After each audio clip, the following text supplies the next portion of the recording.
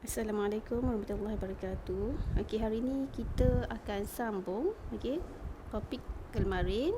Bab 1 kita tentang pengukuran. Okey, hari ni saya nak bagi jawapan je lah. Okey, sebab jadual kemarin ramai yang hantar kosong. Ada juga yang tanya macam mana nak buat kan. Okey, jadi saya akan tunjuk. Saya akan bagi jawapan akhir sahaja. Okey, pastikan awak bandingkan dengan jawapan kamu. Dan betulkanlah kalau ada salah kan. Okey, sekarang kita tengok isi padu. Okey, isi padu dia kata panjang, darat panjang, darat panjang. Okey, so meter panjang kan kita ukur dalam unit meter. Okey, so meter, darat meter kita akan dapat meter kuasa 3. Panjang bahagi masa. Panjang unit dia adalah meter bahagi dengan saat. Okey, so kat sini akan dapat meter saat negatif 1. Mungkin ada yang tanya, cikgu pasal apa saat negatif 1? Okey, kat sini kemarin pun saya dah terang. Saat kuasa 1 kita bawa naik. Kan dia duduk di bawah kan. Okey, so bila kita bawa naik dia akan jadi saat negatif 1 lah. Okey, selesai. Kalau pecutan. Okey, pecutan perubahan laju. Okey, perubahan laju. Laju tadi kita dah dapat meter saat negatif 1. Kan unit bagi laju adalah meter saat negatif 1 bahagi pula dengan masa. Masa diukur dalam unit saat. Okey, jadi bila kita naikkan dia akan jadi meter saat negatif 2 lah. Mungkin ada yang tanya, pasal apa cikgu jadi negatif 2 kan? Okey, jadi kita tengok. Asalnya ke atas tu meter saat negatif 1. Naikkan saat yang kat bawah tu akan jadi saat negatif 1. Okey, bila kita selesaikan saat dengan saat ini, saat negatif 1 darab dengan saat negatif 1, so the answer is meter saat negatif 2. Okey, tu untuk pecutan. Okey, next kita tengok soalan tentang daya. Okey, jisim kita ukur dalam unit kg kan. Pecutan tadi kita ada meter saat negatif 2. Okey, so this is the SI unit for daya lah. Okey, daya kan sebenarnya dia ada 2 unit. Sama ada kita menggunakan unit ini ataupun dia ada unit special untuk daya iaitu Newton. Okey, kalau awak jumpa Newton, awak pun kena tahu yang tu adalah unit bagi daya. Okey, boleh catat. Contoh kan, awak dapat jawapan ni kan. Okey, so kat sebelah dia tu letak satu lagi jawapan iaitu Newton. Okey, next tekanan. Tekanan tadi kita kata daya perluas. Okey, daya. Okey, nak senang daya tadi kita dah ada unit Newton. Luas kan, luas sama dengan panjang darat lebar. So panjang dalam unit meter, lebar pun meter. Meter darat meter kita akan dapat meter kuasa 2. Okey, meter duduk kat bawah ni awak. Bila kita naikkan ke atas, unit wajib naikkan ke atas lah. Jawapan akhir sekali wajib naikkan hak ni ke atas. Okey, so kita akan dapat Newton meter negatif 2. Okey, so selesai untuk tekanan. Okey, sama juga lupa nak beritahu kamu. Tekanan ni juga ada special unit untuk dia. Sama ada kita guna Newton meter negatif 2 pun betul, ataupun kita ada unit lain iaitu Pascal. Awak nampak P besar, A kecil. Dia memang duduk sekali ya. PA maksudnya Pascal ataupun unit untuk tekanan lah. Biasa unit ini awak akan jumpa di stesen minyak yang kita duk isi tayar angin kat tayar kereta kan. Okay, so that is unit for pressure lah. Pressure untuk tekanan tu. Okay, next G rumus dia adalah daya darab jarak. Daya tadi kita dah kata daya unit dia adalah Newton. Darab dengan jarak. Jarak diukur dalam unit meter. Okey, jadi unit untuk kerja adalah Newton meter. Boleh? Semua dia berdasarkan rumus lah. Sebab kita nak hafal semua SI unit kita tak mampu. Tapi based on the formula, awak boleh keluarkan sendiri SI unit dia. Okey? Okey, nak bagi kita lagi faham. Okey, kita tengok soalan nombor 2. Kenal pasti semua kuantiti vektor dan skalar. Okey, kemarin kan kita dah belajar tentang kuantiti vektor dan juga skalar. Apa maksud dia? Ingat balik. Kuantiti skalar dia hanya ada magnitude sahaja. Kuantiti vektor dia ada magnitude berserta arah. Okey, what is magnitude? Okey, magnitude bermaksud dia ada nilai. Kita jangan kata dia ada nilai saja, dia mesti ada nilai berserta SI unit. Okey, tak ada unit, tak ada markah dalam fizik. Okey, now kita pun kena asingkan yang mana kuantiti vektor, yang mana kuantiti skalar. Okey, kita baca dulu apa benda soalan ni. Dia kata Saadah menggunakan daya 5 Newton. Okey, daya 5 Newton untuk menarik sebuah kotak. Okey, so kita tengok. 5 Newton agak-agak kita kan. 5 Newton tu skalar ke vektor? Tadi baru sebut kan. Kalau dia sebut magnitude berserta unit sahaja, yang ada magnitude sahaja, dia adalah kuantiti apa? Kuantiti skalar. Jadi kita pun tulislah awak, daya ni duduk dalam kuantiti sat.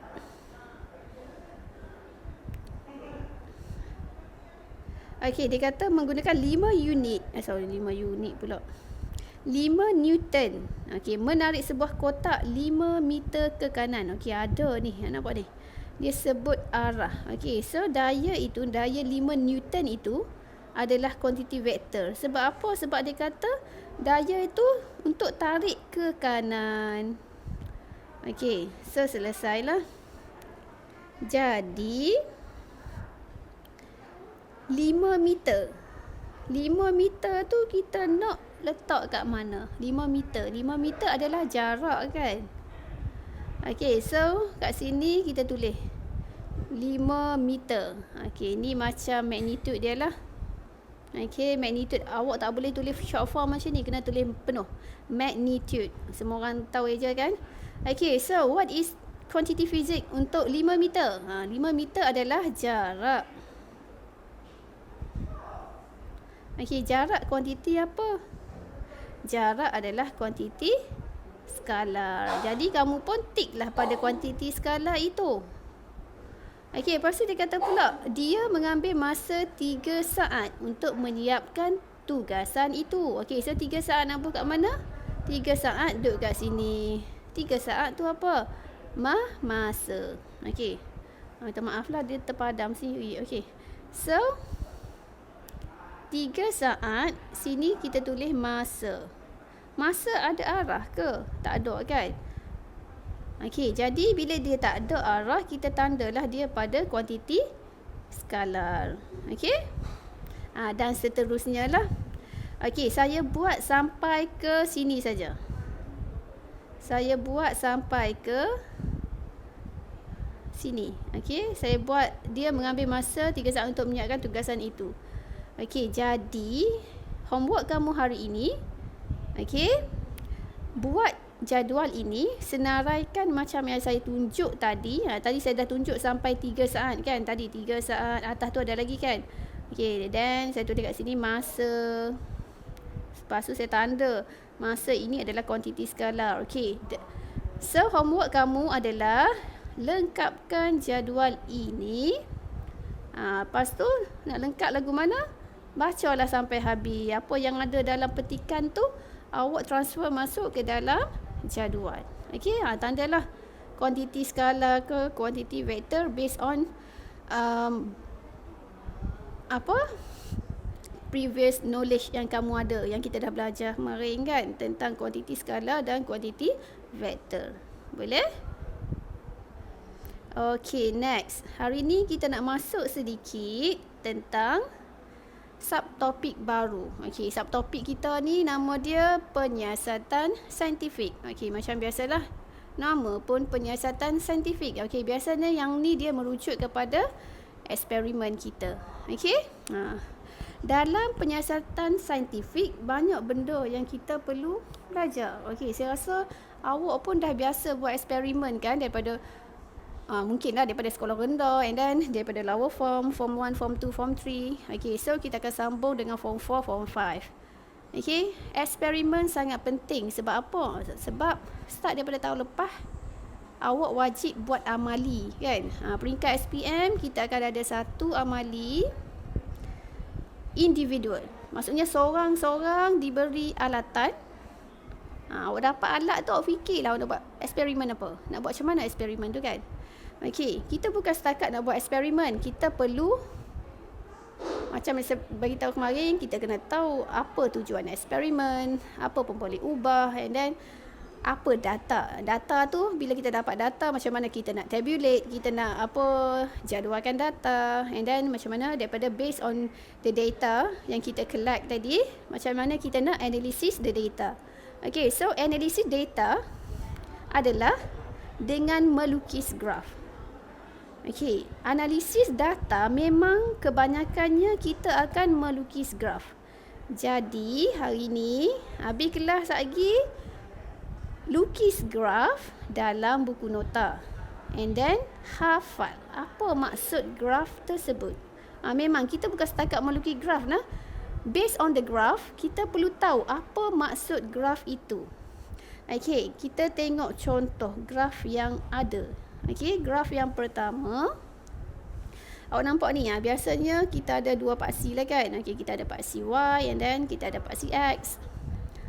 Okey, Y dan X ni dia akan berubah lah kalau kita buat eksperimen. Sebab apa? Sebab paksi Y biasanya kita gunakan pemboleh ubah bergerak balas.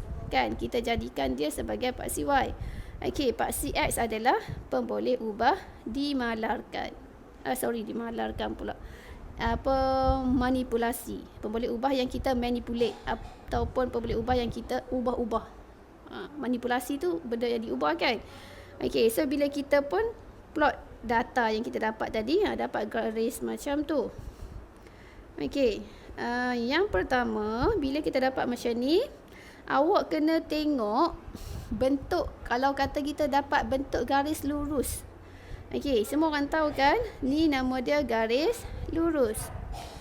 Okey, jadi kalau garis lurus itu, dia mula daripada titik asalan. Okey, apa maksud titik asalan? Maksudnya kan biasa kalau nak lukis graf dalam maths pun kita belajar, kita akan ada koordinat kan. Kita ada koordinat X, and then kita ada koordinat Y. Okey, so kalau kata graf kita bermula daripada titik asalan 0, 0, and then dia membentuk satu garis lurus, yang tu kita namakan dia sebagai berkadar terus. Tapi tak boleh bagi jawapan berkadar terus saja. Awak akan sebut paksi Y berkadar terus dengan X. Okey, katakan saya ada graf voltan melawan arus. I ni arus lah, kemarin pun kita dah belajar kan. Okey, jadi graf saya bentuk macam ni, lalu 0, 0, start daripada 0, 0. Jadi saya akan kata graf saya, graf voltan berkadar terus dengan arus. Mesti sebut paksi Y dulu, lepas tu apa maksud graf kamu, and then baru sebut paksi X. Okey, voltan berkadar terus dengan arus. Tu contohlah. Okey, kalau kata kita dapat graf macam ni, macam contoh ni, kita akan sebutlah Y berkadar terus dengan X. Okey, tu kalau start daripada 0, 0. Apa jadi kalau kita dapat graf straight line juga? Tetapi kita tak start daripada 0, 0. Kita start daripada suatu nilai. Tak kisahlah dia berapa, contoh 5 ke 6 ke kan. Tapi dia satu nilai yang lain selain daripada 0. Okey, jadi kita akan kata Y bertambah secara linear dengan X. Sama macam tadi. Kalau kata kita letak V kat sini, I kat sini, jadi kita nak sebut apa? kita akan sebut voltan bertambah secara linear dengan arus. Tu maksud dia. Mungkin ada nak tanya, cikgu ni pasal apa nama dia bertambah secara linear? Okey, dalam model maths, dalam maths biasa pun kita belajar kalau kita ada straight line, tak kisahlah straight line lagu tu ke, lagu ni ke kan. Straight line adalah graf linear. So that's why kita akan sebut y bertambah secara linear dengan x. Okey, nah. Okey, so dah belajar tentang maksud graf satu dan maksud graf yang kedua. Boleh? Hafal nama je.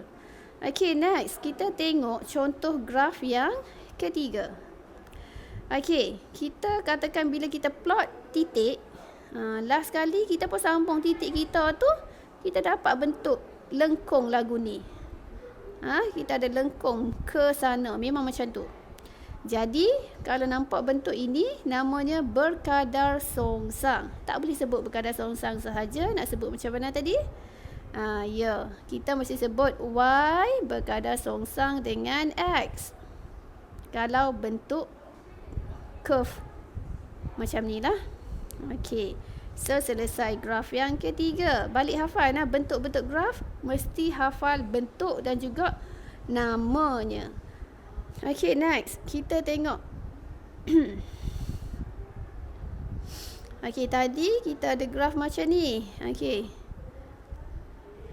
Yang bawah ini, graf yang keempat. Dia kata apa ni? Kita ada graf linear juga. Kita tak boleh kata y berkadar terus dengan x. Tak boleh. Okay, tapi awak kena sebut. Kena sebut apa? Kena sebut y berkadar songsang dengan x. Sebab apa berkadar songsang? Sebabnya kita ada paksi y melawan 1/x. Apa maksud dia? Maksudnya y berkadar songsang dengan x yang kat bawah tu. Dia macam ni lah. Y anggap macam ni. Saya suka suruh pelajar anggap macam ni. Sebab apa namanya y berkadar songsang dengan x? Ni saya rujuk graf ini lah. Okey, awak boleh buat macam ni. Y sama dengan 1/x. Y duduk atas kan? Tapi x kita duduk di bawah. Betul tak? 1/x. X awak duduk bawah ni. Y kamu berada di atas. Jadi kita boleh sebut y berkadar songsang dengan x. Sebab apa? 1 duduk atas, 1 duduk bawah. Okey? Macam tu. Okey, kita tengok graf. Ni graf keempat tadi kan. Okey, kita tengok graf yang kelima. Okey, kalau kita bentuk macam ni, tadi kita ada graf apa? Kita ada graf lagu ni. Sini y, sini x. Tadi saya kata kalau graf macam ni, y meningkat secara linear dengan x. Okey, kalau dia ni meningkat lah sebab awalnya dia nilai dia kecil kan, and then makin lama makin naik. Okey, itu y meningkat secara linear dengan x. Sebab apa linear? Sebab membentuk satu garis lurus.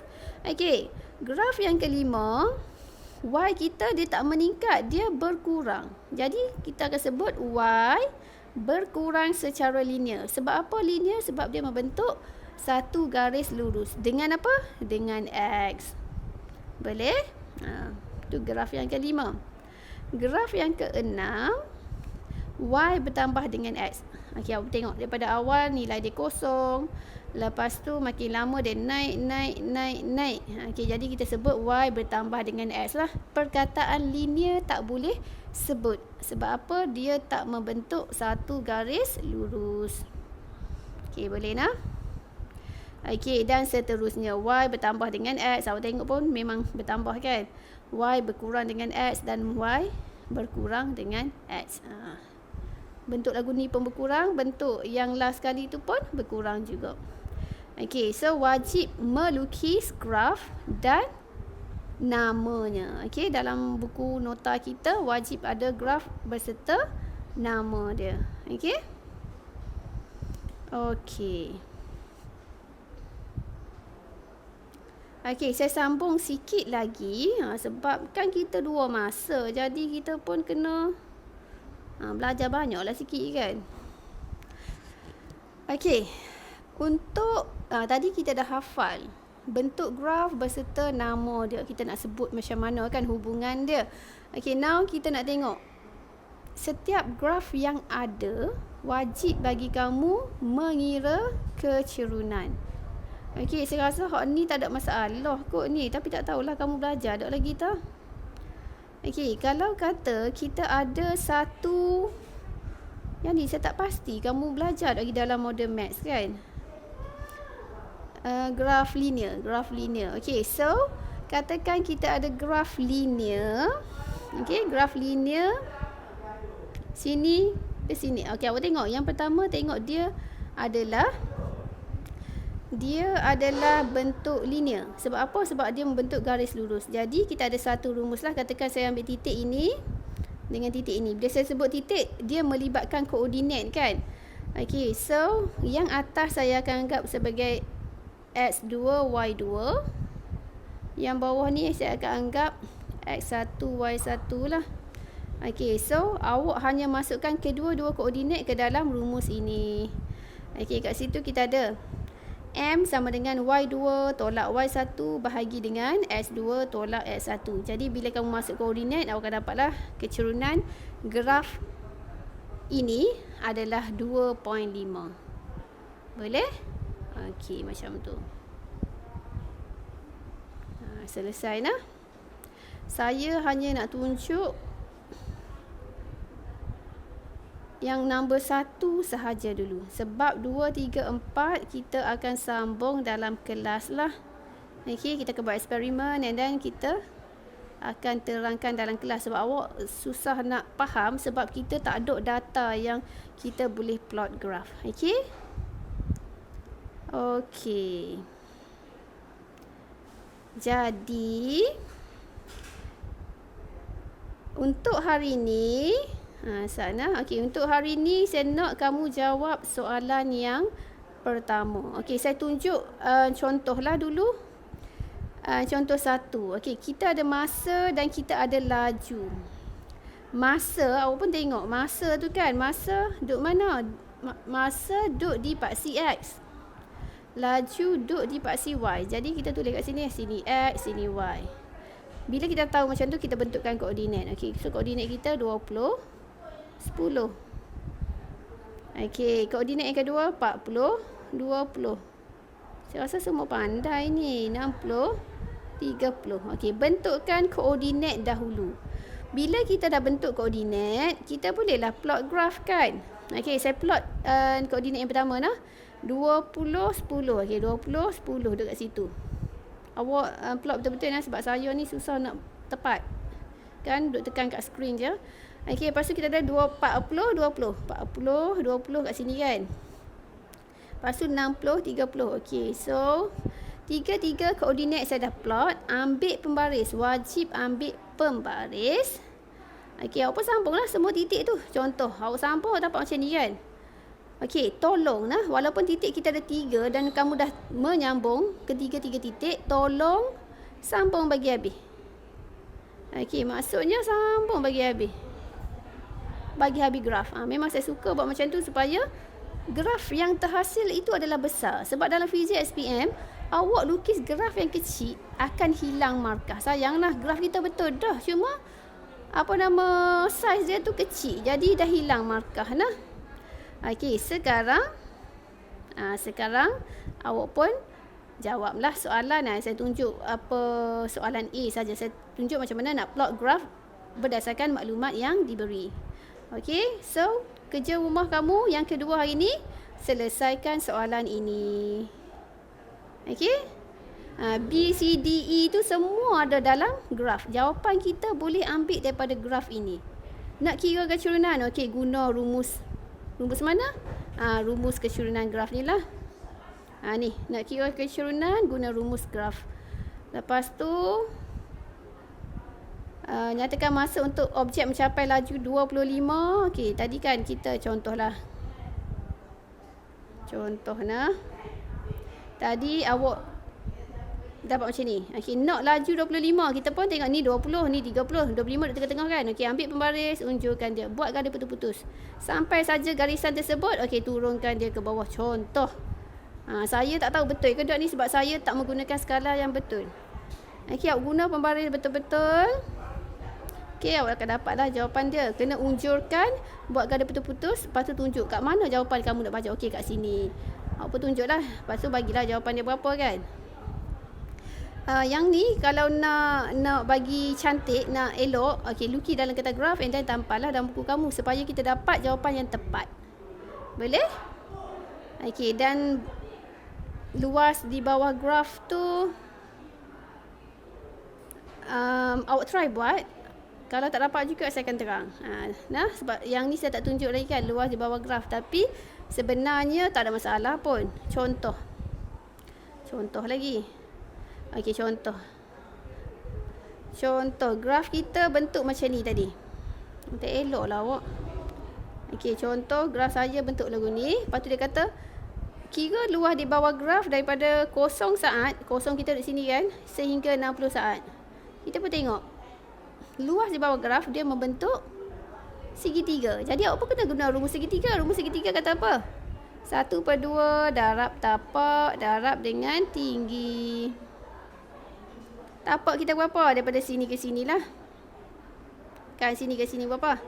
0 hingga 60. Jadi darab dengan 60. Darab tinggi kamu berapa? Sini ke sini. Darab dengan 30. Ni contoh. Kalau luas di bawah graf kita bentuk segitiga, jadi rumus segitiga yang kita kena guna. Kalau luas di bawah graf kamu bentuk segi empat, kena guna rumus luas segi empat lah. Okey. Saya rasa setakat ni dulu kelas kita hari ni. Okey, macam biasa buat homework dan hantar personal kat saya untuk dikira sebagai hadir kelas. Okey. Assalamualaikum warahmatullahi wabarakatuh.